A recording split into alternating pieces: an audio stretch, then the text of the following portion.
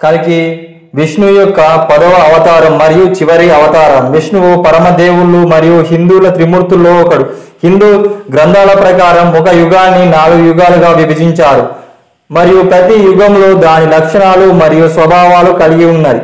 కల్కి శంబాల నగరంలోని విష్ణువు వ్యాసుని కుమారునిగా జన్మించనున్నారు. అతని తన ఆధ్యాత్మిక గురువుగా యాజ్ఞవల్కుణ్ణి కలిగి ఉంటాడు. విష్ణువు యొక్క 6వ అవతారమైన పరశురాముడు అమరుడు.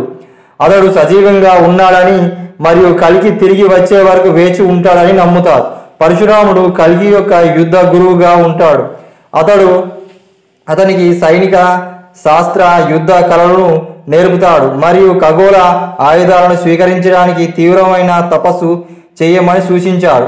విష్ణువు స్వర్గానికి తిరిగి రాకముందే కల్కి అవతారం వదులుకుంటాడని మరియు సత్యయుగం తిరిగి వస్తుందని పురాణాలు వివరిస్తున్నాయి.